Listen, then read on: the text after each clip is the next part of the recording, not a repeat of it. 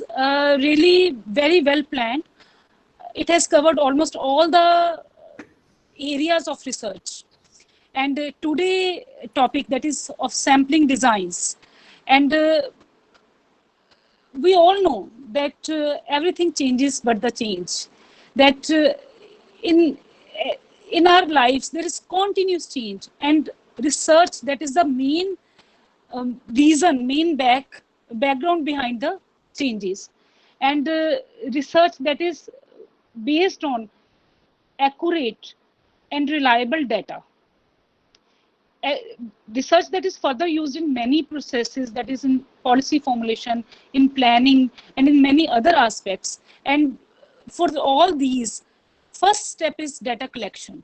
And data collection, if there will be accurate data, there will be reliable data, only then further research is possible, and only then you can reach to, you can conclude with effective policy formulations. So data collection, that has a very, that is basis, no doubt basis of research, but even though it has a very important pertinent space in the research. Now, starting with sampling designs, first of all, I will like to go through what are the various ways of data collection.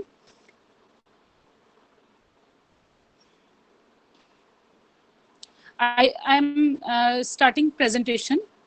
Just a minute.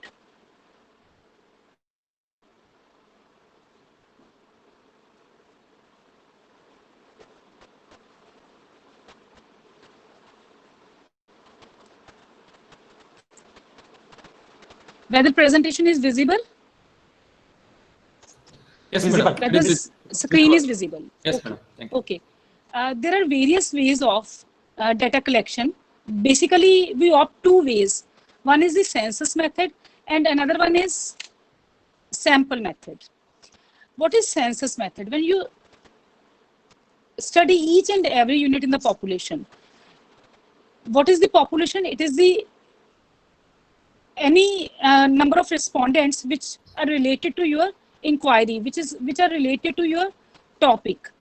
If you study each and every unit of the population, then it is census method.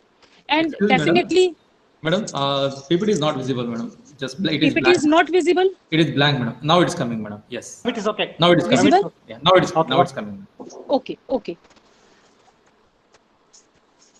When we study each and every unit of population, then it is population under study, that is population related to your query. Then it is called as census method. And what are the various merits of census method, or where we use census method? When the population is heterogeneous, that is, heterogeneous means different respondents have different characteristics. They have their own unique characteristics. They are not similar to each other.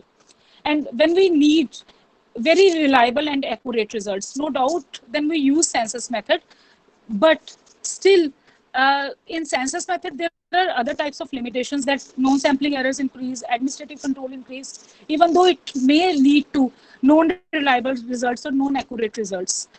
But there are merits, but there are also demerits, that it requires a lot of time, labor, finance, because you have to study each and every unit. So resources must be abundant in this case. And in case of destructive population, you can't use census method. What is destructive population? Which when we use it, it destroy. Suppose I have to. It's a very good example. Suppose I have to test the blood group of a person, and if I take whole blood of that person, then what will happen? Person will die. It is a destructive population. Similarly, suppose there is a matchbox, and I have to test whether the mastics in matchbox, they are effective, they are working properly or not. If I try all the mastics, if I strike all the mastics, then it will totally destroy. And if it will, mastics will be totally exhausted, matchbox will be totally exhausted, then that means I will be left with nothing. I can't use then census method. I have to use sampling method in that case. If there is infinite population, that there are countless number of respondents. even though it's difficult to study each and every unit, then I have to use sample method. Now coming to sample method, in sample method, few units are drawn from the population or universe for the study. And no doubt it requires a lot of time, it requires lesser time, labor and finance as compared to census method. And obviously, which are the merits of census method, that will be demerits of sampling method, and which are the merits of demerits of census method, that will be the merits of sampling method. Like it can be used in destructive and infinite population. The results will be here also results can be reliable and accurate if sampling technique is done by skilled person and it is done with the proper scientific way. Then there are also demerits that in case of heterogeneous population, it may not give good results. Then it requires skilled and trained personnel. So obviously, if you have to use sample method, then you can't choose any person in your sample. You have to choose through a technique, through a scientific technique. So it requires a lot of skills and trained personals for drawing a sample. It is some points of comparison of sample and census method. Suppose you have to choose census method, or whether you have to choose census method or sample method, that depends on number of factors. First factor is resources available. I have already explained. If their resources will be abundant, then we can use census method. And if resources are small, less in number, then we can use sample method. Suppose you have a lot of time, then you can easily survey each and every unit. But if you have lesser time, then you have to choose sample method. Similarly, if you have abundant finance, you have abundance of money with you to conduct a research, then you can Madam, use. sorry, madam, for interruption. PPT. Yes, sir. Yes, PPT data is not visible, madam. So PPT data is not visible. Yeah, now it's coming, madam. I think. Yeah, now It it's is coming. visible. Sir, is it visible? Yeah, now it came, madam. Okay, sir, from my side, the settings are same. I think Yes. there is some other issue or network issue. Yes, madam. Okay, I will set it side by side on my laptop also. Yes, madam, please. Okay. Now it is visible, madam. Okay, okay.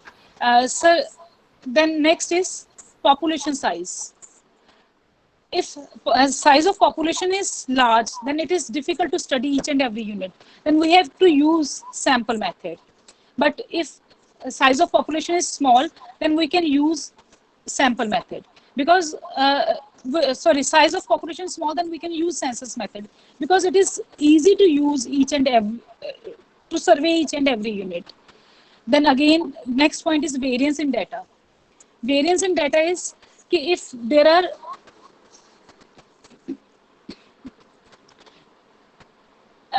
large variance in data, that is all the units, they are not similar. They have a lot of variance in their characteristics. If I take example, suppose I have to collect the data of students from a class, and marks are like that.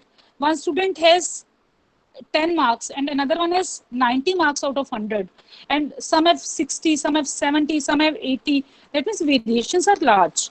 Then we must opt census method, because sample may not be true representative in that case. But if variances are small, that is all the units are around same average value, that one has value 58, then another person, another student has marks 59, then 60, 61, 62. That means marks are almost same. Then we can use sample method, because sample will be true representative in that case. Then destructive and non-destructive I have already explained.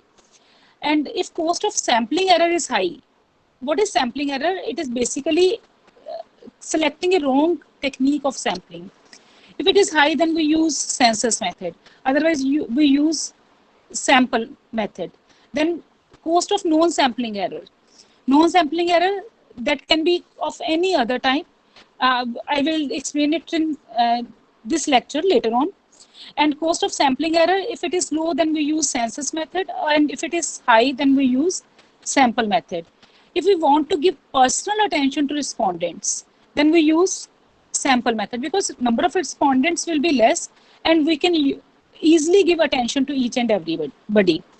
But if we don't want to give personal attention to each and everyone, then we can use census method. Now, these are the certain concepts which screen is blank. Yes. Screen is blank actually. Again blank? Now it's okay. Now okay. Okay. Now it's okay. Okay. It is okay? Yes, madam. Now it's okay. Okay. Sir, actually, I think when I move to another slide, then for a fraction of second, it is black. Okay, madam. It may be. We will, when we will go to next slide, we will again look at that. We will suppose we will go through these concepts, and this is also the process of drawing sample. First of all, we will talk about universe. What is universe? It is theoretical targeted population. What does theoretical targeted population means? Which is concept based, which is conceptual. Suppose I have to draw a sample of students of Karnataka. Now, if I draw a sample of students of Karnataka, then first I must know that how many students are there, and suppose I simplify it. Suppose I have to select a sample of MBA students of Karnataka. Then first of all, I have to search that how many MBA colleges are there, how many students are there, and how can I get the data that how many students are there. I can take the intake capacity of each and every college. Suppose there are 10 colleges and 100 is the intake capacity of each and every college. Then universe will be 10 colleges multiplied by 100 students per college. It will be 1000. It will be of 1000 respondents. Finite universe. Then what is population? It is empirical target population. What does empirical target population means? As I already told, there are 10 colleges, MBA colleges, and 100 is the intake capacity. That is the seats prescribed to them, seats given to them, and total universe was of 1000 respondents. And suppose all the 100 seats per college, they are not filled. In some colleges, it is filled like 90, in some colleges 80, 85, or maybe in one of the colleges it is 50 only. Then if I add all these respondents which are actually enrolled in MBA, then this is my empirical target population. Clear? Clear? Yes, ma'am. I would like that this session should be not only teaching, it should be interactive, so that we can learn more. If the session will be interactive, then we can definitely grasp more knowledge, and maybe I may learn from you people also. Clear? Should I continue? Yes, ma'am. Yes, ma'am. It's clear, ma'am. Okay. Population can be finite or infinite. Finite if it is number is countable, infinite if number is not countable. Now, what is sampling frame? Sampling frame, when unique address is given to each and every respondent. Like in, if I am talking about colleges, then in the office there must be a record of each and every respondent. And this record, this list, that is called as sampling frame. Maybe unique ID, it is of roll numbers. If I talk about income taxpayers, then it is PAN card. Similarly, this is Aadhaar number. This is also a unique identity. And if that is listing of all the respondents, that is sampling frame. And from that sampling frame, we draw sample. It is firstly, that sample is drawn through various techniques, which I will elaborate further. And when I draw a sample, this will be my original sample. This will not be the final sample, because all the respondents may not respond. If I give questionnaire to, let it be 500 students, then it is possible that there is some non-response, that all the 500 students will not return back questionnaire to me. And if I remove that non-respondents, then I will get my final sample. So we generally try to, when we finalize our sample size, we generally try to try that it should be little bit more than what actually required is, because there must be some non-response, that non-respondents may be there. Clear? Yes, ma'am. Then coming to next step, that is what is sampling. Slide is visible? Ma'am, again is not visible. Now visible or not? No, ma'am. The Not slide visible. is there. Slide is there. Blank. That It's blank. it is blank, madam. It is just blank. It You is have to black refresh. or Blank. Blank. then it happens when I move to next slide. Yes, madam. Ah, Now it's yeah, okay. now it's okay. Now it's okay. Now it is okay. Na? Now it When is I okay. switch over to next slide, then there is, I think for a moment, it Some turns 10 black. seconds we need to hold, madam. I Yeah. think it Okay, takes around 10 seconds. So I think it's okay. We wait for 10 seconds and then. Pardon? I think it takes around 10 seconds, ma'am. So Yes. I think that when I switch over to next slide. yes, that's right. Some time. Okay. Then what is sampling? Sampling is a process of selecting observations or units to provide adequate description or inferences about the population. That means it is clear from the slide. It is visible Yes, now? madam. Yes, madam. It is visible, Okay. madam. From population, through sampling process, we draw a sample. And what does that sample do? Or what is the purpose? What is the objective behind drawing that sample? That is to infer regarding the population. So, like I have told you that I take a sample of MBA students of Karnataka. What's the objective behind drawing that sample? I want to judge whether the MBA students in Karnataka, they have high IQ levels, and I define it that high IQ levels are IQ levels above 8 out of 10. If by drawing a sample of 50 students, I apply various techniques, I infer that whether from that very population I can conclude that all the students of all the MBA students of Karnataka, they have high IQ level or not. That is sampling process. I draw sample to infer regarding the population. And this sample, it must be true representative of population, and it is a subset of population. This is true representative. Slide is visible?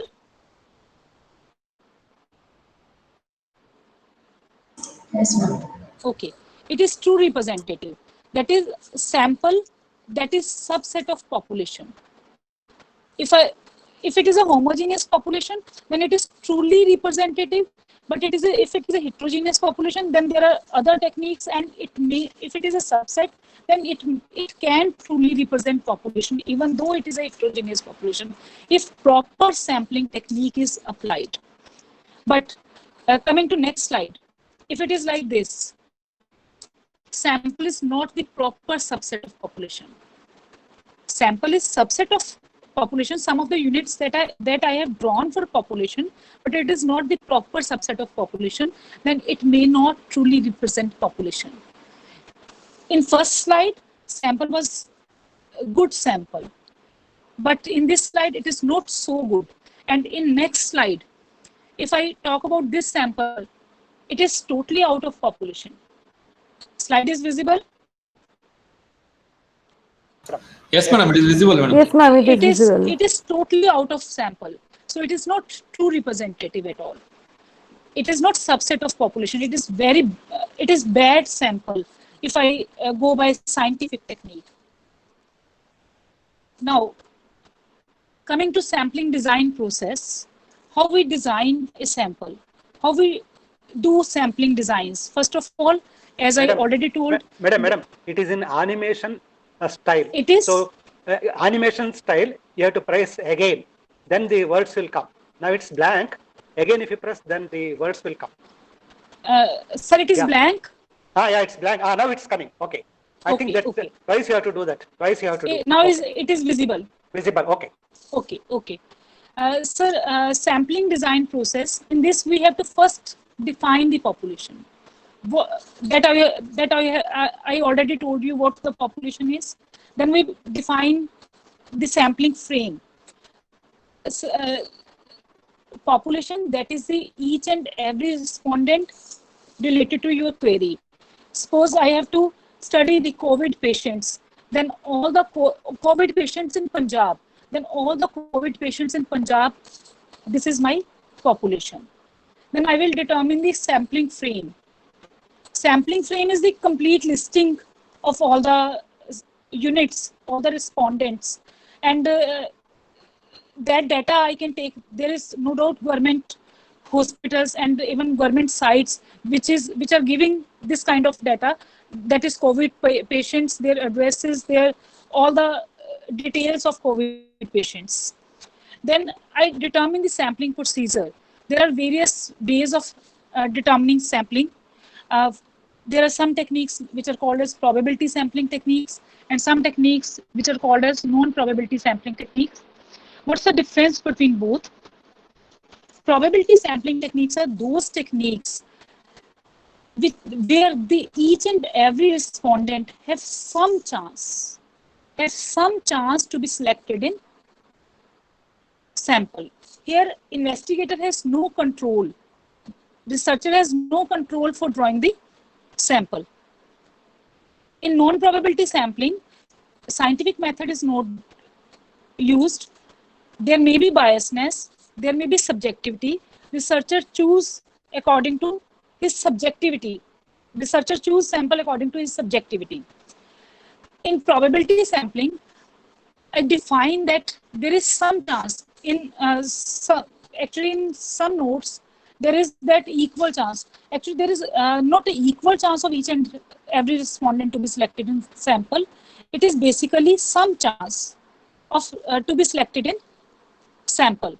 That is, each and every unit get the chance to be selected in sample. It is not necessary that they will get the equal chance. Equal chance they will get only in simple random sampling. Then in next step, we calculate sample size. Then we execute all the what we have defined, that is sampling design. Now, coming to probability sampling techniques. Probability sampling technique. Excuse me, Yeah. madam. Yes. Madam, some WhatsApp message is coming of yours. It is displaying. Yes, sir. Yes. I think it's personal. That's what. Sir, actually, I have connected to Wi-Fi. Now clear. I am on airplane mode, but WhatsApp, that can't be, I think. Maybe I don't know how to switch off the notifications. Okay. Now it's clear, madam. I can try. If somebody can help me that how to close the notifications. No, you can continue, madam. It's not coming now. Madam, you continue. It's not Should we coming. continue? Yes, continue, madam, please. Continue, madam. Okay. Sir, probability sampling techniques.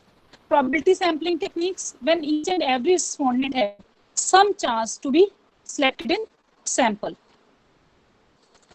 It can be used when the population is finite. Finite, that is, there are countable, there are approachable number of units. If population is infinite, then sampling frame is not possible. Sampling frame is possible only in case of finite population.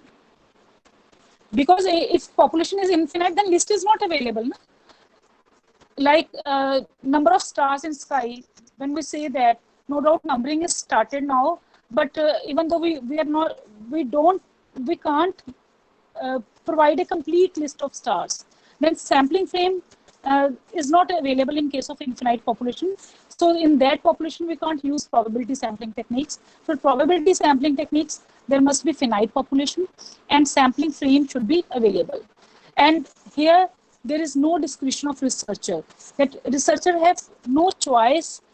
Suppose I like a respondent. I want that respondent should be in my sample, but I have no discretion.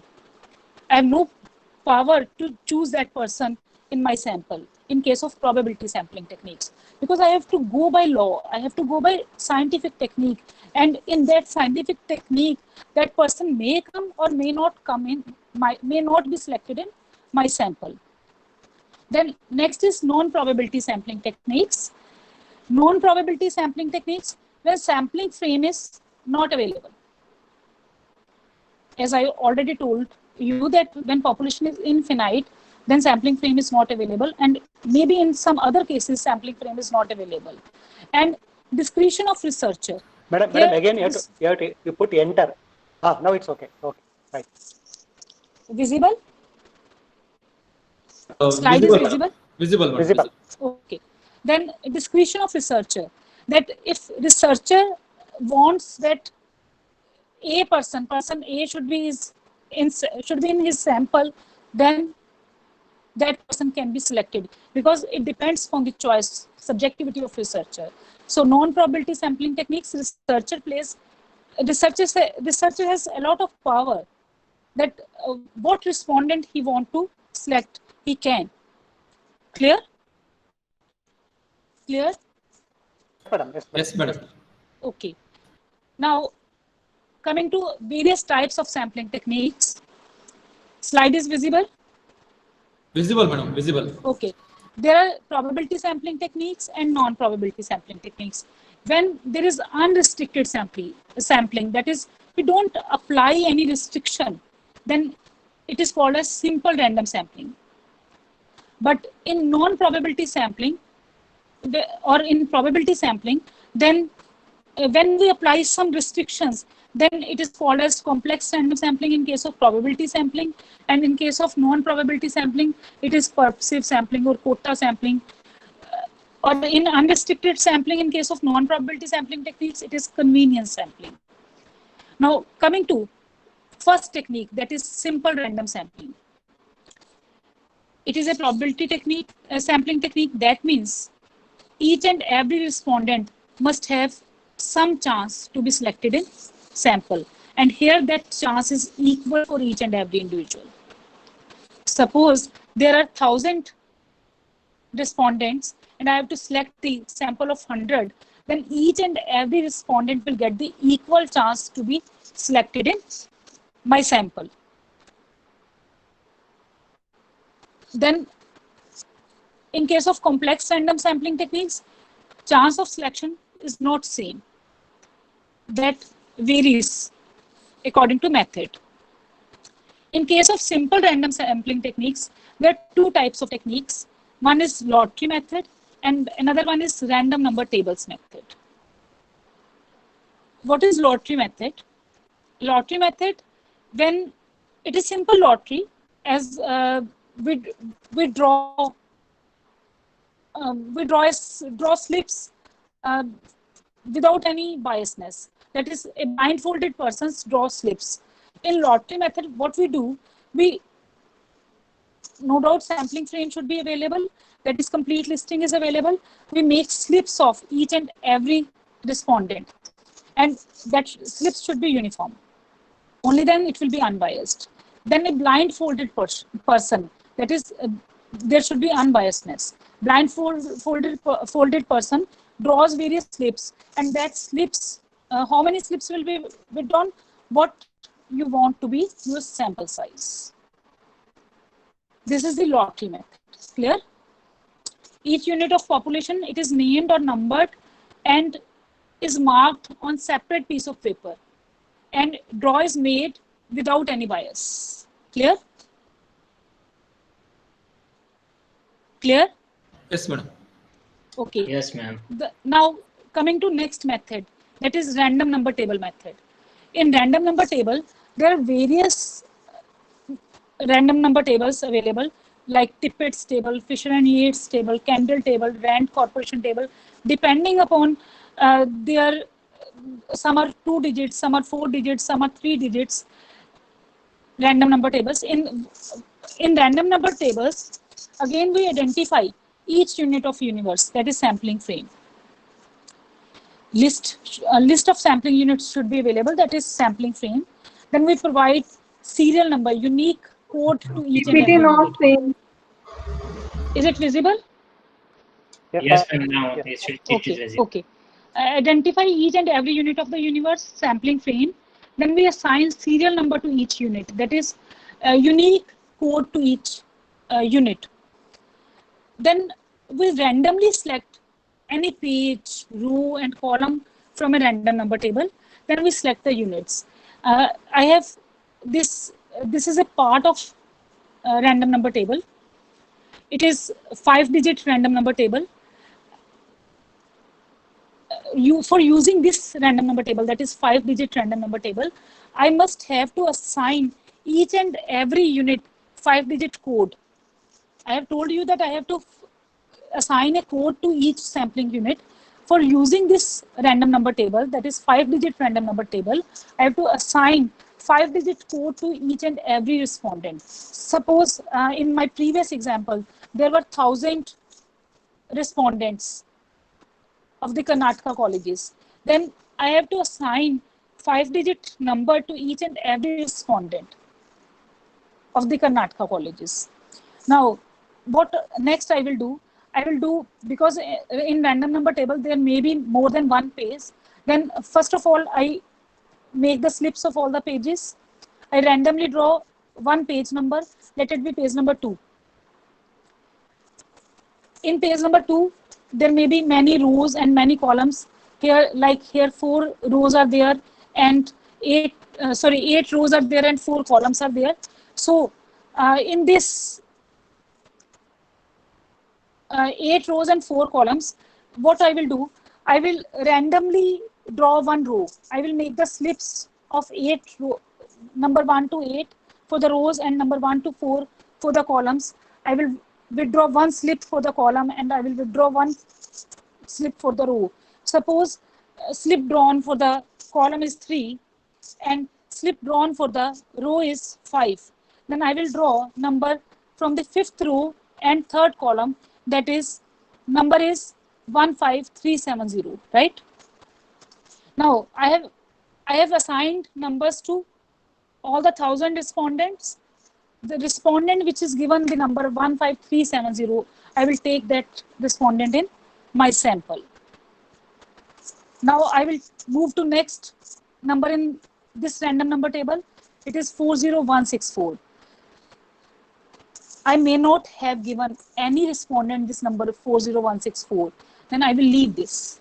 I will move to next number 19660. The respondent which has been assigned this number, that is 19660, I will select that respondent. Another respondent to whom I have assigned the number 16447, I will select that respondent. Clear? And similarly, I will move further. And if I want sample of 100 respondents, until 100 respondents are selected, I will move further and further. This is another random number table. Screen is visible? Yes, madam. Visible, madam. Okay. There are 21 columns and 23 rows. Similarly, I will draw one column randomly and one row randomly and select the one identity, one person. Let it be randomly drawn row is 10 and randomly drawn column is 9. Then I will take 3. The respondent who has been assigned number 3, I will select that respondent. Then I will move to next. I will move to next, so on. Clear? Clear? Yes, madam. Please. Okay. Now, coming to the merits of simple random sampling. Madam, Slide is visible? No, whenever you now it's visible. Okay. Visible? Okay, madam. Okay. Okay. Visible, madam. Okay. If I choose simple random sampling method, then each and every person is given chance, so there is no personal biasness. As I already told you that in probability sampling techniques, there is no personal biasness, because researcher has no discretion to be in the selection of sample. Then it is based on theory of probability, because each and every individual has been given chance. Here it is equal chance. And if this, it can be true representative also. If the population is homogeneous, then it is definitely true representative. If variance is less, even then also it is true representative. Even in the case of heterogeneous population, if we increase the sample size, then it will become true representative. Now, demerits in case of heterogeneous population, if sample size is small, or maybe if sample size is large, even though all the units, they may not, of different characteristics, they may not be selected in your sample. It is quite possible that if there are 1,000 students and students may have different characteristics. Suppose I was talking about IQ level. Then IQ level, some students may have low, some may have medium, and some may have high IQ level. Suppose I have 500 students with high IQ level, 300 students with medium IQ level, and 200 with low IQ level. And I draw a sample of 100. Then each and every student is given equal chance. It may be possible that I have a sample of students who have medium IQ level. All the students selected, they have medium IQ level. It may be possible because I have no discretion. It is randomly withdrawn. Remember that term random in statistics, that differs from term random in English. In English, random, that doesn't mean that each and every person has given equal chance. But in statistics, it means that each and every person has given some chance to be selected in sample. So if all the respondents selected in heterogeneous population, they are of one characteristics, then they will not truly represent the population. It may also possible that if I draw a sample, there are two type of characteristics in my sample, that is low IQ level and high IQ, lower and medium IQ level. But if I look at the population nature, then high IQ level students are maximum. As I told in my example that 500 students, they have high IQ level. So, and in my sample, there is no student of high IQ level. That means it is not truly representative. In heterogeneous population, it may fail. And problem of non-response may be there. When I draw sample, then I have no discretion.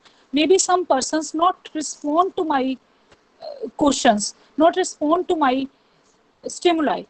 Clear? Clear? Yes, ma'am. Clear. Okay. Coming to next sampling type, it is stratified random sampling. Slides, their screen is visible? Visible. Visible, ma'am. madam. Okay. Okay. Stratified random sampling, it is best method for the heterogeneous population. Heterogeneous population, when units, all the units, they are not of same characteristics. Their characteristics differ. Then what we do, that we divide the heterogeneous population into small homogeneous groups, and each group is called as strata. Each group is called as strata. Stratum is singular, and strata we use for groups. And from each stratum, we select sample independently, randomly. Again, if the sample is drawn randomly, then there is no discretion of researcher. There is no biasness. And how we do the stratification?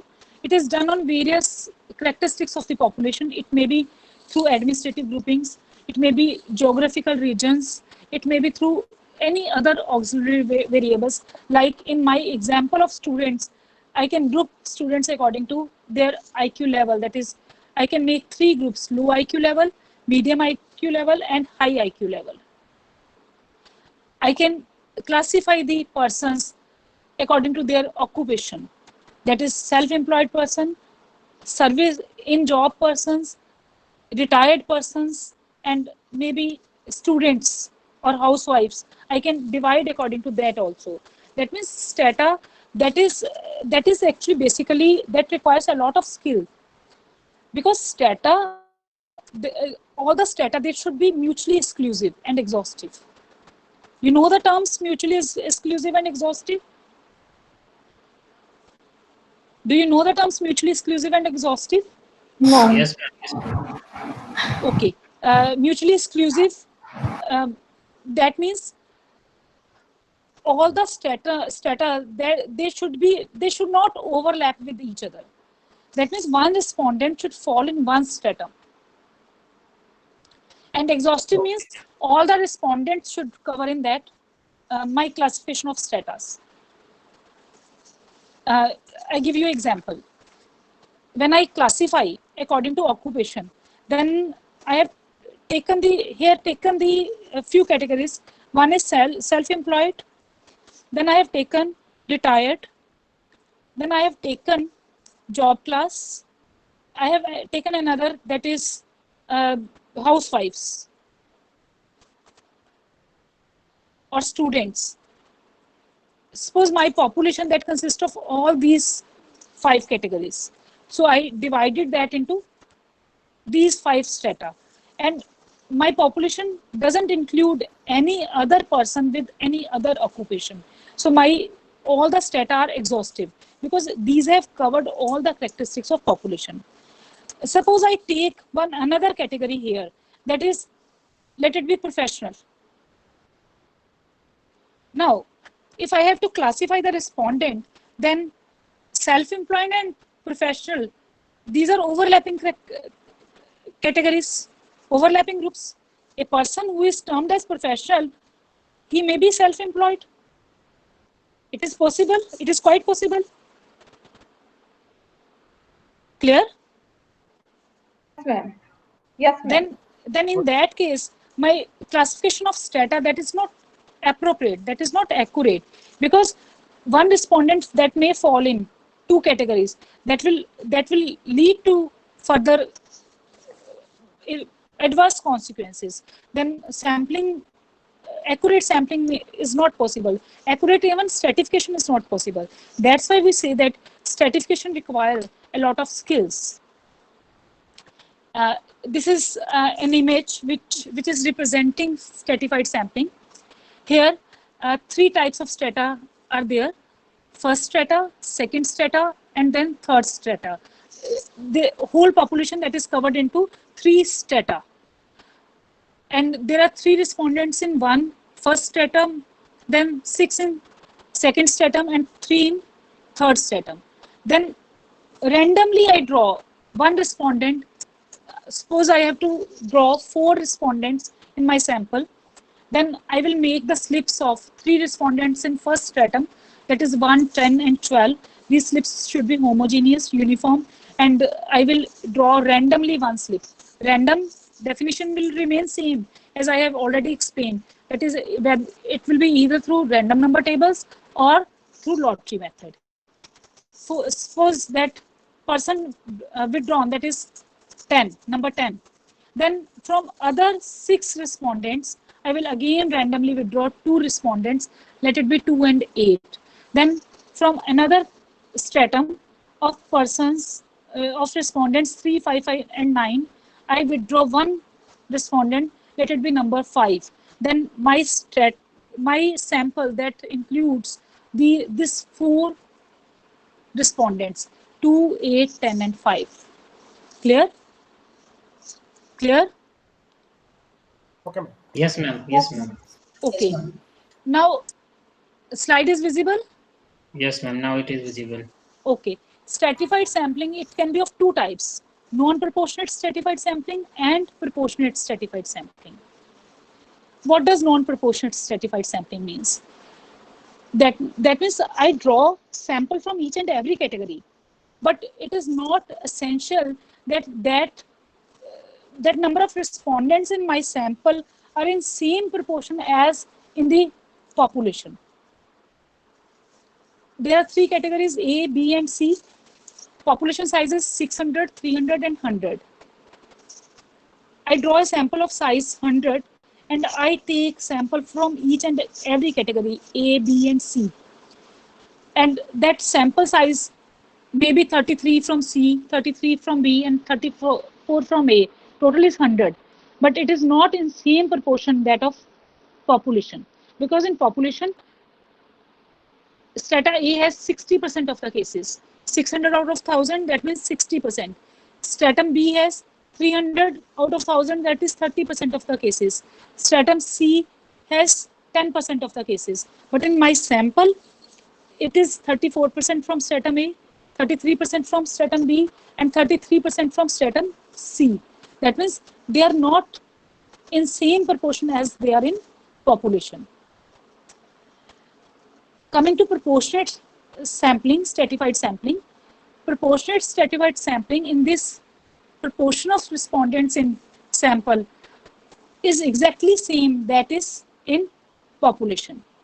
Like 600 respondents, that is 60% of stratum A in population and 60% in sample also, 60. Then for the stratum B, I have withdrawn 30, that is again 30%, exactly same. And from stratum C, I have drawn 10, that is 10%, exactly same that of the population proportion. Clear? Madam. Clear. Clear? Clear? Yes, madam. Yes, ma'am. Yes, ma'am. Okay. Now, this is in the same proportion, but some statisticians and some researchers, they say that accurate samples are those which are not, which should also consider variance in the stratum. What is the size of variance? This slide is visible. Next slide. Yes, ma'am. Yes, madam. Okay. Okay. Now here I have taken into account variance. You can go through a book of research methodology by Professor C.R. Kothari.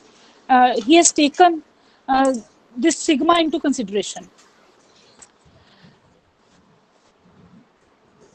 For the stratum A, there were 600 respondents, but here variations in data are 5. For the second stratum, variations are 3. For the third stratum, variations are 1. That means highest variations are in first stratum and lowest are in third stratum. Now, I will calculate the weights. How I will calculate the weights? First of all, I will multiply this population size with variance, that is sigma. I will get 600 into 5, 3000. 300 into 3, 900. 100 into 1, 100. That is total of these multiplication population size into sigma. It is 4000. How I will calculate weights? That will be 3000 divided by 4000, 75%. That means 75% of the person should be from stratum A. And for stratum B, it is 900 over 4000. It is 22%. That means for stratum B, from stratum B, I have to withdraw 22% of the respondents in my sample. And from stratum 3, that is C, similarly it is 100 out of 400, it is 3%. It is approximately, I have rounded off the values. And in same proportion, that is of weights, I draw the sample size. That is from 100, I will draw 75 from stratum A, 22 from stratum B, and 3 from the stratum C. Clear? Clear? Yes, madam. Yes, madam. Yes, madam. Now if I reverse the variance, see. Now A has minimum variance and C has maximum variance. Ma'am, it's not visible. Visible? Now it's visible. Yeah, now visible. Now visible. Okay, okay. If population size is 600 for stratum A, but its variance is 2. I will multiply population size with sigma, method will be same. 1200, then 300 into 3, 900, then 100 into 4, 400. Then I will add all the multiplication values, that is 2500. Then I will calculate weights, that is 1200 over 2500 into 100. It is in percentage. Multiply 100 is, I am also multiplying this ratio by 100. 900 over 2500 into 100, then 400 over 2500 into 100. These are my weights. Clear? Yes, madam. Now, what will be sample size?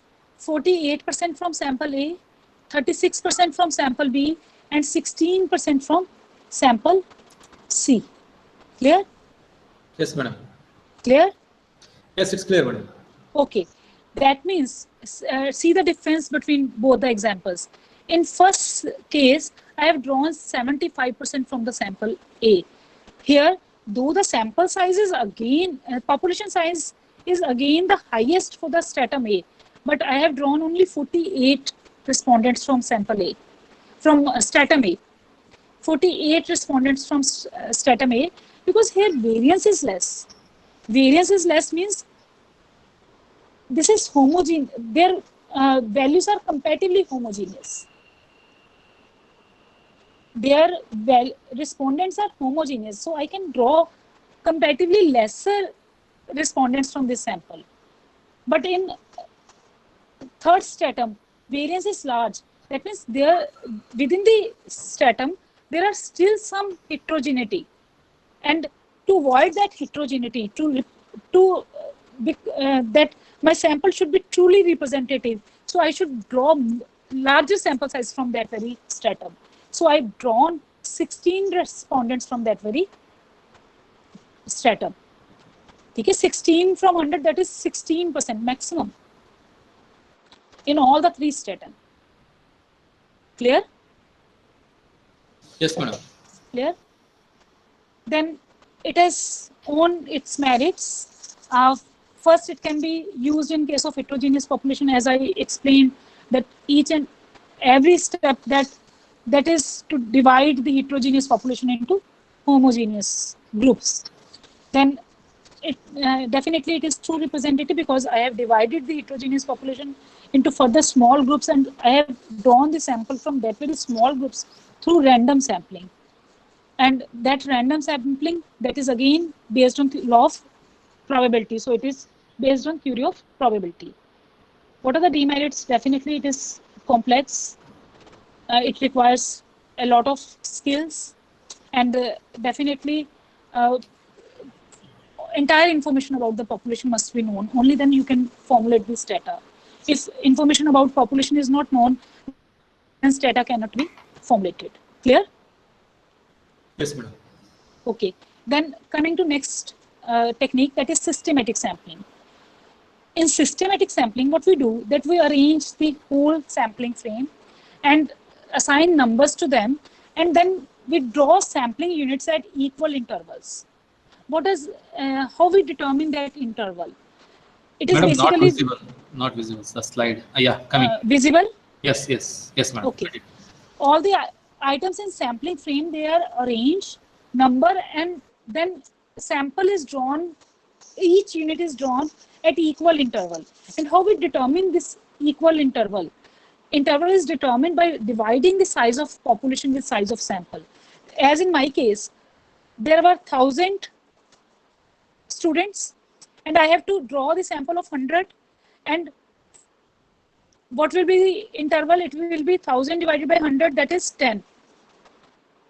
From first 10 numbers, that is, I will make the first slips of first 10 respondents and draw one slip randomly from that very 10.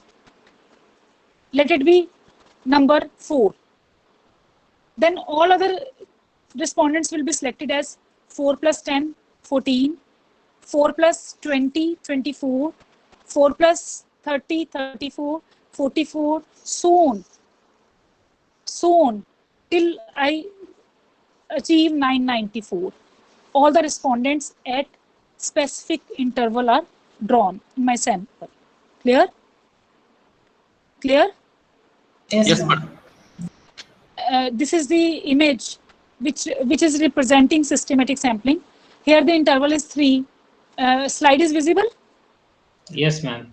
Here the interval is 3. Every third respondent that is selected in my sample. It is blue in color here in image to distinguish it from other respondents. So if there are total 10 respondents, I have drawn 3 respondents at equal interval. First is third one, then 6th, then 9th. This is the another example. Here there are 20 respondents. I have to draw the sample of 5. Then I will divide 20 by 5. Interval will be 4. And from first 4 respondents, I will draw sample one slip. Let it be 2. Then another respondent in my sample, that will be 2 plus 4, that is 6. 6 plus 4, that is 10. Then 10 plus 4, 14. Then 14 plus 4, 18. Right? Clear? Yes, madam.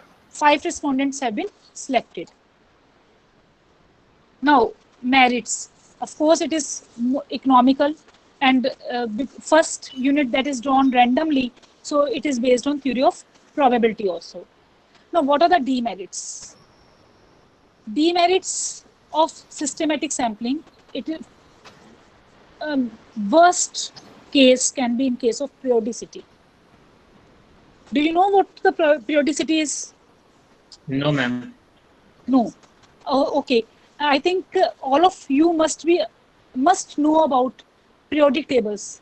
You must have studied that in your 10th, 9th or 10th, periodic tables. Modern periodic table, Mendeleev periodic table. Yes, madam. Do you know that? Yes, madam. Yes, Periodic. ma'am. Yes. Okay. Then how all the elements, they are arranged in periodic table? They are arranged according to their valency. That is according to their unique characteristics. If I talk about modern periodic table, then first column that contains all the metals, and last column they contains noble gases, and second last they contains known metals. And if I draw the sample at equal interval, actually in first 2 rows it is at second column, and in some rows it is at 8th column. If I draw every 8th item, then I will select a sample of all the noble gases. That means my sample, if there is periodicity, then my sample that will constitute all the units of similar characteristics. They will be homogeneous. They will not truly represent the population. I will take another example. As I have to take the sample of 100 students from the 1,000 students, and I have arranged the data in such a way that at every 10th level, student is meritorious. Suppose high IQ level, very high IQ level, they have been assigned number 1, then 11, then 21, then 31, then 41, then 51, so on. And high IQ level, they are assigned number 2, then 20, then 12, then 22, then 32, then 42, then 52, so on. And third category, that is, let it be low high IQ level, or I take the case of medium IQ, high medium, then low medium. I categorize this as and I arrange them in at same intervals. Then if I draw the sample through systematic sampling, then all the units that will be selected in my sample, they will be of same practices. They will be of same IQ level. And then my sample will be the worst sample. It will not truly represent the population. Clear? Clear? Yes, ma'am. Okay. Now, coming towards the next sampling technique, that is cluster sampling techniques. When here also population is divided into subgroups that are called as clusters, and we randomly draw the cluster and randomly draw the sample from that very cluster. You must have heard about during the elections, you are given, you have to go for the vote in area Jalandhar 1 or Jalandhar 2. If I talk about Jalandhar, similarly, I think there must be some ordering in Karnataka also, that Karnataka, in Mysore also, that Mysore 1, Mysore 2, Mysore 3. Some divisions may be there. And these divisions, they may be called as clusters. When I draw a sample, then I draw one cluster from randomly draw clusters. How many clusters I need in my sample, that depends. And then I randomly draw a sample from that very cluster. Now, there is slide is visible?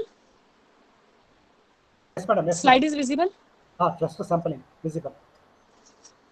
Is slide visible? Am I audible? Yes, madam. Yes, madam. Yes, ma'am. Okay. Here there are some clusters.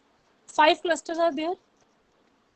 All the units in cluster, they are sampled, and we have randomly withdrawn 2 clusters. That is, one cluster they are red, rounded with red mark.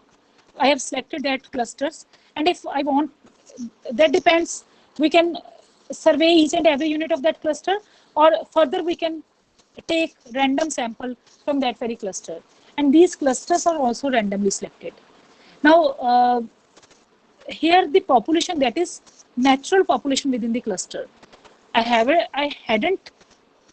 not grouped the population within this cluster according to their characteristics.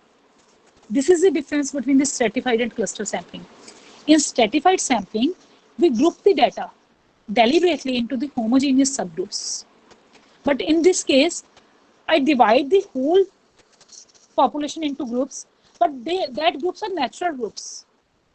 Within the group, it is not essential that all the units are homogeneous. Clear? Clear? Yes, ma'am. Yes, ma'am. Okay.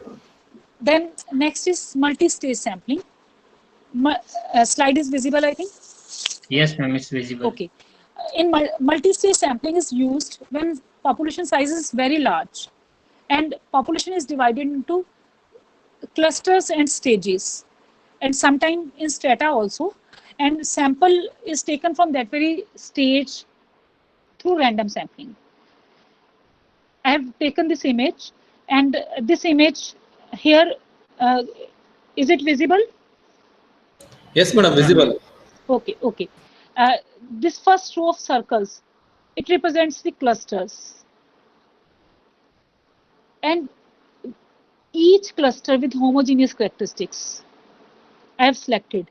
It form the one strata. It is given in one rectangle in second stage. 159, it is one stratum. 26, it is in the another stratum. Color represent different characteristic. 48, then 3, 7, 10.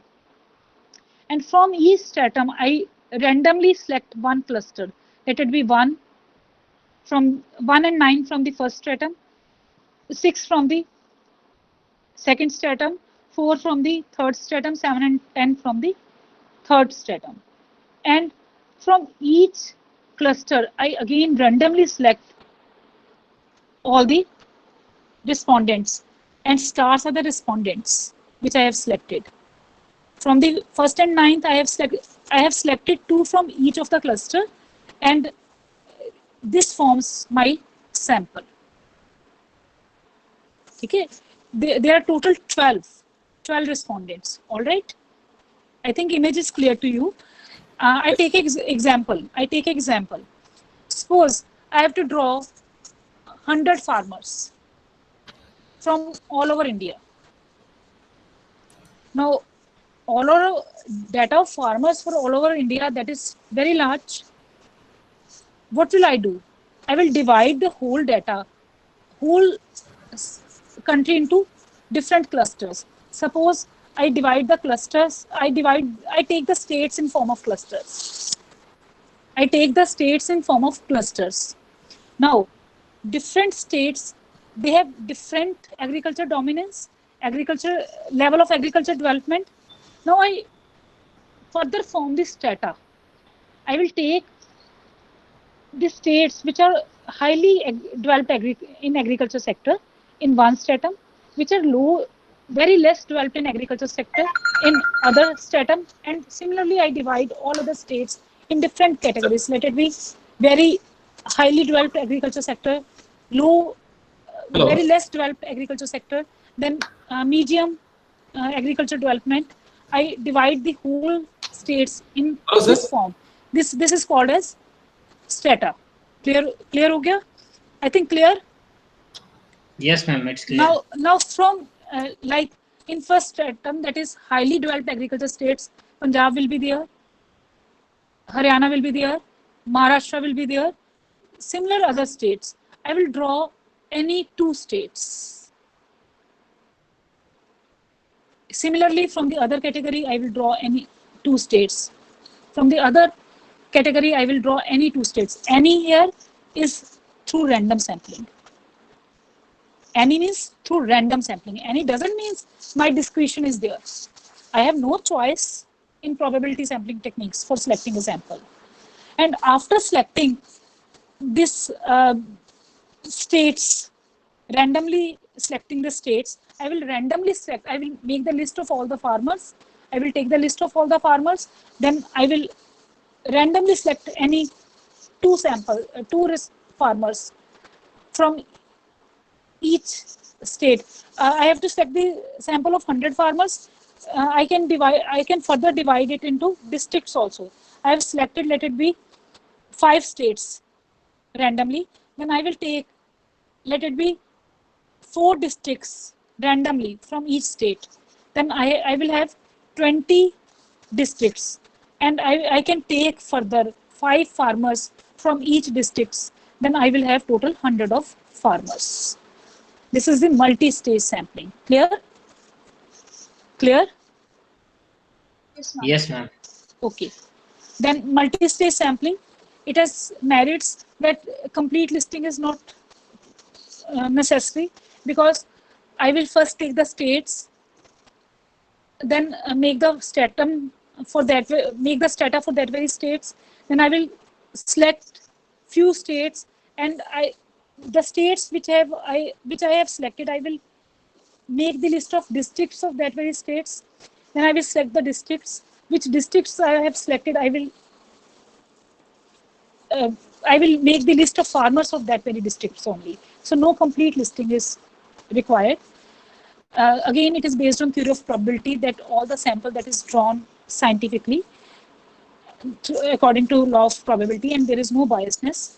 And but if the areas are uniform, non-uniform, then maybe stata can't be formed. All the states, they are of different characteristics. Then stratification is not possible. In that case, it may not have good results. You know that all the NSSO, earlier NSSO, it used this technique, multi-stage random sampling technique, for collecting the sample. Now, in probability sampling techniques, we can also classify sampling as sampling with replacement and sampling without replacement. Suppose there is a population of 7 people, and I have to draw a sample of 2. What does sampling with replacement means? If I draw a first unit and I replace back it in population, and again I draw a second unit, that means first unit which has been selected once has equal chance, has again the chance to be selecting second time. Here there are 7 persons in population, and I have to select 2 persons. Then it may be possible that John is selected twice. It is quite possible that John and Jack is selected, then John and Q is selected, Jack and Tina is selected, and so on. There will be a number of cases which can be formulated here, as I have to select 2 respondents, and there will be cases 7 here, that is 49 cases will be total there. And what will be the probability? It will be John as 1/7 in first case and 1/7 in second case. It will be 0.02. Similarly, Jack, similarly Q, all have probability, double probability. That is, once they will be selected once, then they are replaced back, and there is chance that they will be selected again in your sample. Clear? Clear? Sampling Yes, with ma'am. replacement Yes, is clear. ma'am. Yes, ma'am. Yes. Okay, okay. Now coming to sampling without replacement. Madam, Selvi madam. Yes. About 15 minutes. You can cover the non-random, non-probability sampling for 10 minutes, and 5 minutes the errors you can complete. Okay, non-probability sampling and 5 minutes for questions, right? Errors sampling. Okay, sir. Okay. So then I should skip this sampling without replacement. Just finish off, madam. Finish off. Okay. Sampling without replacement. For this, I have to select the sample. If I select the unit in my first row, then that I will not replace back. That means that unit will not be given again chance to be selected in the sample.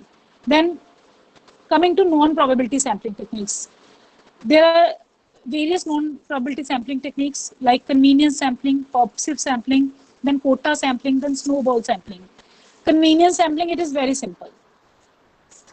Name clears its characteristics, that I have to select a sample which is convenient to me. Suppose I have to select the 100 students, then I will select which are easily approachable to me. I will select the 100 students from my own college, from my own class. It is the convenience sampling. Obviously, it will save my resources, it will save time, labor, finance, but it is not based on theory of probability, because my own discretion applies there. Researchers' biasness is there, so it is less accurate, not a truly representative. Then next is purposive sampling. Purposive sampling, here for a defined purpose I draw a sample. It is a deliberate sampling.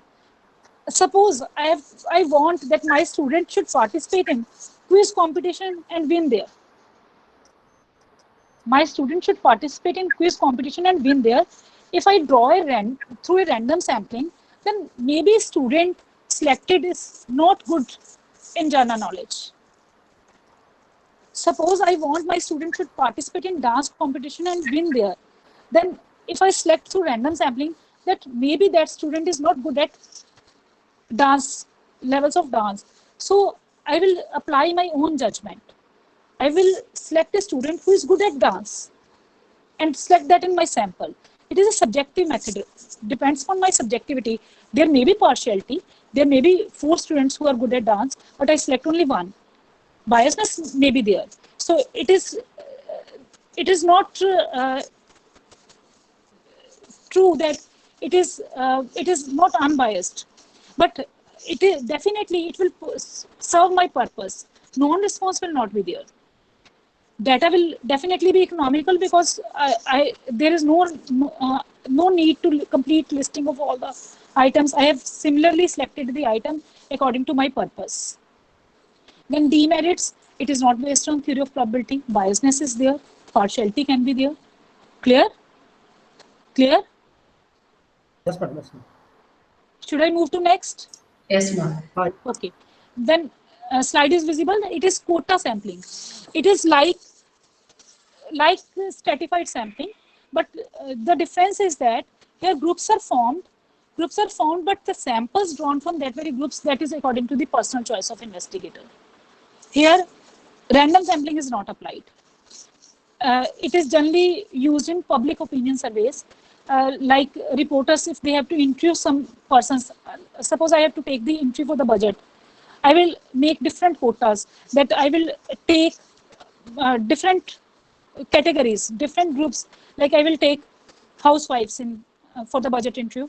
I will take a businessman for the budget interview. I will take maybe take some finance persons for the budget interview. I will take agriculture person for the budget interview. And from that very quota, maybe quota number is fixed, that I have to select 2 farmers. I have to select 2 persons who are retired. I have to select 5 persons from job. And that, but it is my discretion that which person I select. I will not choose random sampling. That is my discretion, that which person I have to select in my sample. And no doubt it requires a lot of skills, and reliable if used with proper skills. And it is applicable in public opinion surveys, as I already told you. But again, demerit is personal biasness is there. The next is snowball sampling. You all know that why it is named as snowball sampling, because in this sampling technique, we draw a sample like when we don't know the exact sampling frame, and respondents, they want to hide their characteristics. Suppose I have to select the data sample for HIV patients, then it is quite possible that person will not disclose that he is HIV patient. Then I will first select one person. I will search out one person. If that one person is searched out, then I will ask that person whether you can refer any other person who is HIV positive. Suppose he referred further 2 persons. Then I will further ask that 2 persons to refer more persons who are HIV positive. Similarly, my sample size will goes on increasing. Why it is called snowball? As the snow, if we take the ice ball and then we rotate it on further snow, more snow particles attached with it, and its size goes on bigger and bigger. Similarly, this sampling technique. I will select one person, and from that one person, further reference of 2 persons is taken, then further more references are taken, and my sample size that goes on increasing. Clear? Clear? Yes, Madam, ma'am. yes. So it is also called as referral sampling. Referral sampling इसको कहते हैं, chain sampling भी कहते हैं इसको. हाँ जी, next, where the next slide is visible? Yes, madam. Visible. Yes. Okay, okay. I will take 3 minutes more. After that, we will interact. Then sample size. How will we select sample size? That depends on various features. I will skip this, what is population size. I will directly come to this. If population is infinite, then sample size formula is this: C square, sigma square over E square. C is critical value of normal distribution. That is, level of significance. Generally, we take it as 5%, and C that is taken as 1.96 for the Z test. Sigma is standard deviation, and it is taken from the past experience, or it can be calculated mathematically also. And E is the margin of error. What does margin of error means? How much error is acceptable? That is how much difference between the sample and that is statistic and parameter. That is sample constant and population constant is acceptable. Look at the formula. If E is 0, then if I want that there is precision, there is 100% precision, there must be accuracy, then sample size should be infinite. That means larger the sample size, lesser will be the error. If I want that sigma is small, that is sigma is 0, that is homogeneous population, then small sample size will be sufficient. Only one respondent will be sufficient to represent the whole population. Because all the units are homogeneous, then there is no need to take more units. Only one unit I can inquire, and that will represent the whole population. Clear? I have taken this example, C 1.96, sigma 0.5, and margin of error, that is 0.05. I have substituted the values, then sample size is 384 in case of infinite population. For finite population, we put the restriction of population size. Formula is n C square standard deviation square, C square standard deviation square plus n minus 1 E square. And if I take the values, then this will be the sample size, 357. 357 will be my sample size. For infinite sample, it will be more as compared to finite population. Error, I skip this for now. We can interact further.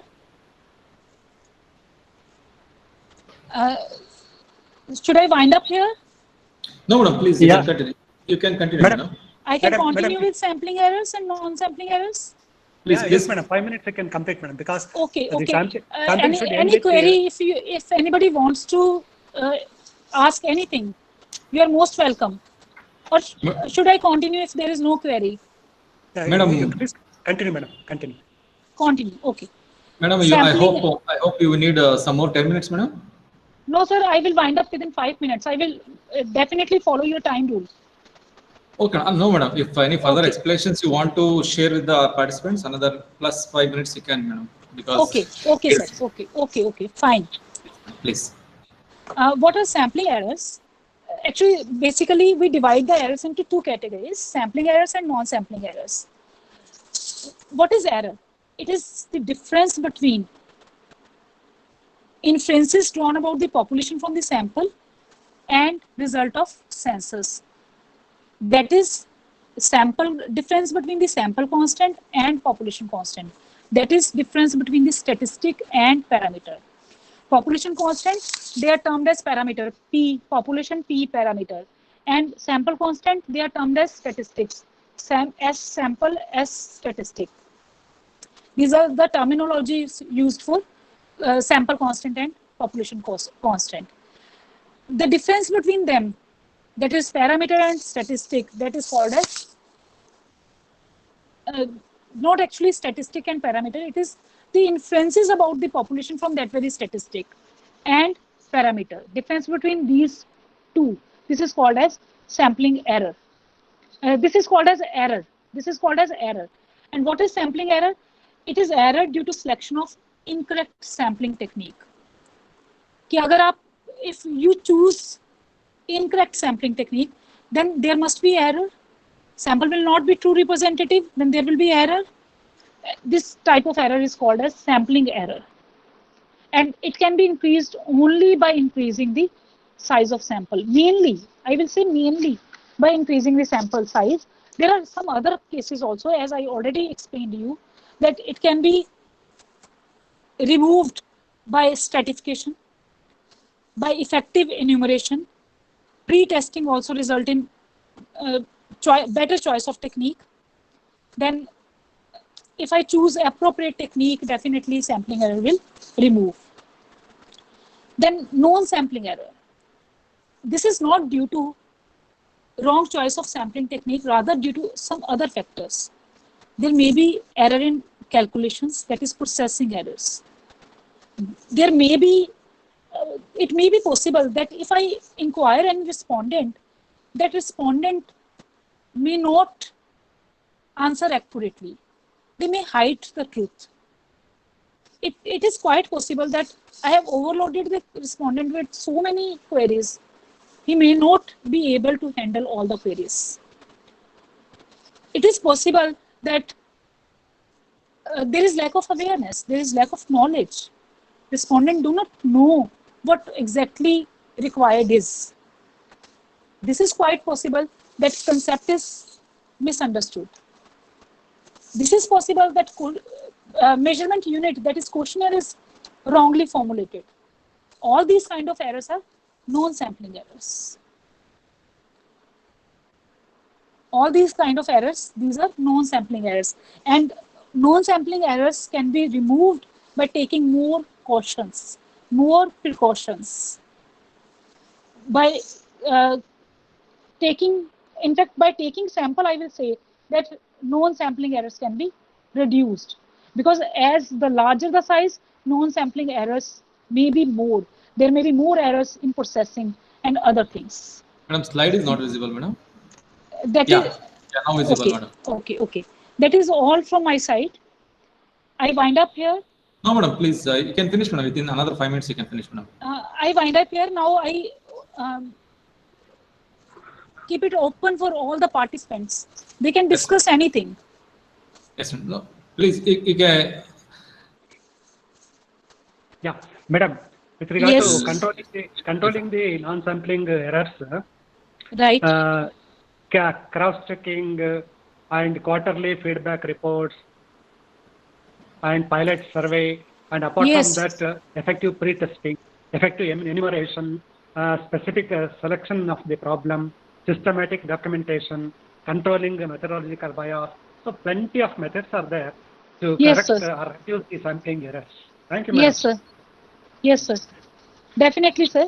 There are so many, actually all the methods which lead to correct choice of sampling technique, they will definitely help in removing or reducing the sampling error. Thank you, madam. Participants, if you want to ask any question, you can actually. Most of the questions they asked in the chat box, and we have answered it, madam. If there directly anybody wants to interact with madam, you can interact. 5 minutes time. Okay. Yeah, participants, any questions you are having? Madam, I have a question. Yes, sir. Madam, in calculating the sample size, Right. the marginal error is 0.05, take an example. Is it varying or it's a constant error size, madam? Sir, no. Actually, margin error, that depends on the, I skipped that slide, that depends on the nature of data. That Okay. depends on the nature of data, whether it is categorical data or I am coming to that slide. If Yes, it is continuous data or categorical data, that depend. Slide is visible. Yes, madam. Now it's visible, madam. Generally, as a statistician say, they say that for categorical data it is generally 5%, and for continuous data we take it generally as 3%. Okay, madam. Okay, great. Okay. Yes, madam. Any other question? Madam, any thumb rule while deciding the sample size? Many times as many right. Definitely. Actually, according to different statistical techniques, we use different thumb rules. Generally, it is we take sample size for that is for one variable. We take 10 to 20 units of sample. It is the basically thumb rule that we use for one unit for one variable. Suppose I have 5 variables in my study, then I must have at least 50 to 100 units in my sample. So it's 1:10 format, madam? One is to, you can say 1:10. It is actually 10 to 20 times. Okay, madam. It may be 1:20 also. 10 to 20 times. Okay, madam. And most of the times... As in, sorry, sir, I'm... continue, madam. If I talk about factor analysis, in factor analysis, we take that there must be at least 10 respondents for accurate results. In regression, sometimes we say that for one independent variable, there must be 50, that is 50 units, 50 sampling units, 50 values, responding values. Then we can fit accurate regression. Okay, madam. Madam, and regarding with respect to the sample size, suppose the students are, we are doing a study in the HR related topic, madam. So students will be doing a project in the HR department, and on that time, normally in the HR department, in organization, the sample size will be less. Means most of the time they'll go for the census study. Is it right to select the census, or again we should stick on to the sampling method? No. That depends. If the size, I already told you, if size of population is less, then you can use census method. There is no harm in using census method. But if the size of population is large or you have lesser resources, there are so many factors which affect, then you must use the sampling method. Great, madam. And on my end, last question, madam. See, what should be the minimum sample size? Because many times, as if the sample size is less, means error will be high. So what should be the optimal sample size as any project, even a student's project or a researcher project, they should maintain, madam? Okay. Actually, I already told you that what's the criteria of determining the sample size. That depends. Actually, there is no fixed limit that this should be the sample size. Okay. But I have told you the criteria. That depends on the nature of population. That depends on the accuracy you required. That depends on the nature of population. Suppose if population is homogeneous, then I told you that only 1 unit of sample will suffice. That will be sufficient. There is no need to go to larger sample size. That depends on the variability in the data. If there is no variability in the data, then there is no need to take more and more units to represent the population. But if there is a lot of variability in the data, then our sample size should be large. Larger the sample size, more accurate the results will be. And similarly, no doubt many other factors also affect. Like for the PhD students, they have to, though the population are heterogeneous many times, but they have to cover their representation of all whole research work within a stipulated time period. So they have to consider that in mind also. And feasibility, that is also very much essential in that. Then we always use that mathematical formula for using the sample size, for calculating the sample size. And that formula, generally sample size that is drawn from that very formula, we should take little bit more from that very, than that. Suppose I take 384, then I must draw 415 or 425, because there may be a problem of non-response also. Yes, ma'am. And Yes. most of the research scholars, they are doing, when in their title they they try to cover the entire state. Means they are doing a PhD project for the entire, representing the entire state, or sometimes two states, or sometimes the country level. So in Yes. that time, how they, what should be the optimal sample size? Because sample size is only representing the entire population. Sir, there is a Yes, yes, sir. sir, there is a table. There is a checker. Yes, There is sir. a table, sir. Mhm. Say if the sample is very small, you have to take all as the sample. Say for example, if it is 10, 25, you have to take all the samples. Mhm. If it is 100, it will be 80%. If it is 500, it says that 144. If it is 1 lakh, it says that 344. If it is Right, 10 right. lakhs, if it is 10 lakhs, it says that some 854. Like that, it goes on, sir. There is a table. I'll Right. just read it.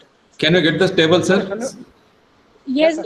yes, sir. It is available. It is available Yeah. even online also. Madam, any Sir, madam- sources? Sources can you mention? Can you tell to the participants, madam, so Yeah, that yeah. they can Okay, get I will more send you clarity? the source, sir. I will send you the link. Yes, Even ma'am. I think Professor B. Gopal Singh also can also share that. Yes, ma'am. Yes, madam.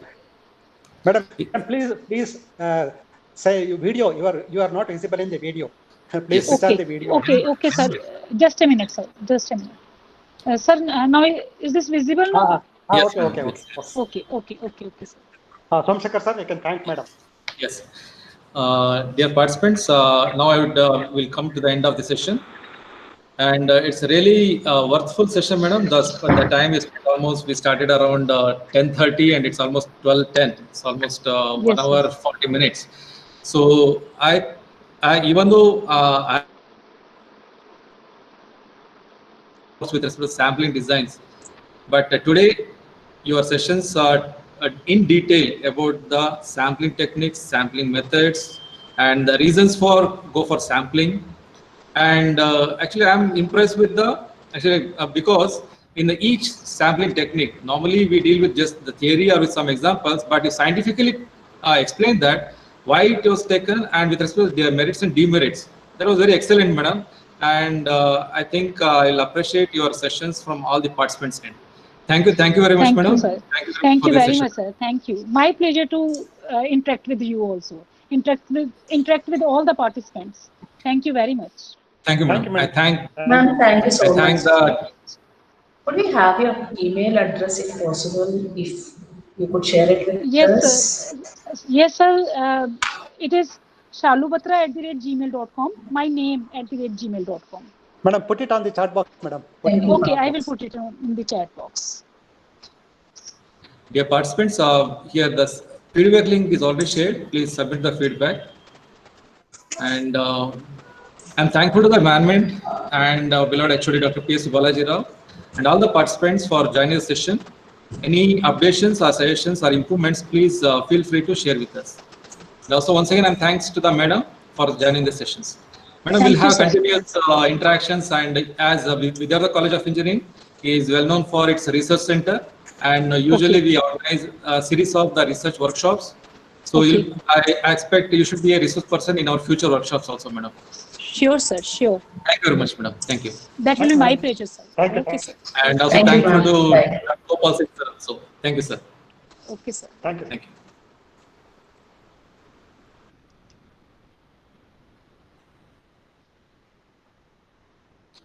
Dear participants, please fill the feedback forum. I'm sharing once again the link.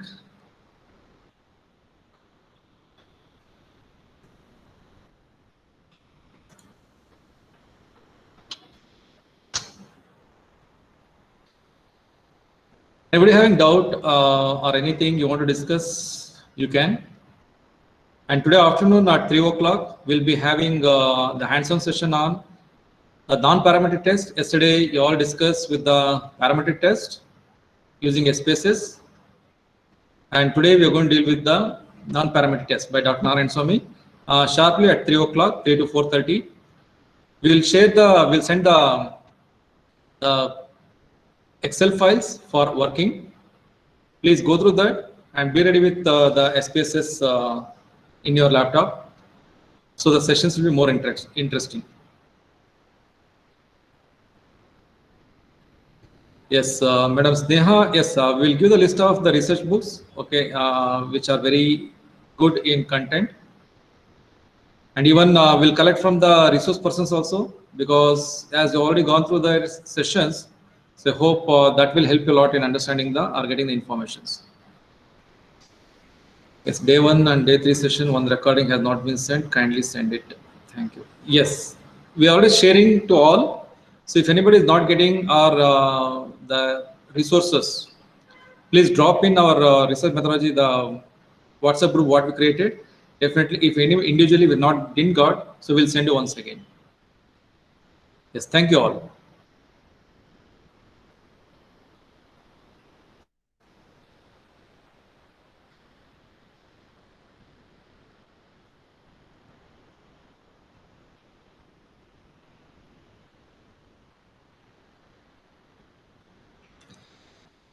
Miss Sohini Bhattacharya, madam, it's a WhatsApp group. It is open to all. Okay. Unless you can mail also. Yeah, only admins can chat. Okay. Okay, madam. We'll consider, and you can mail to us also. No issue, madam.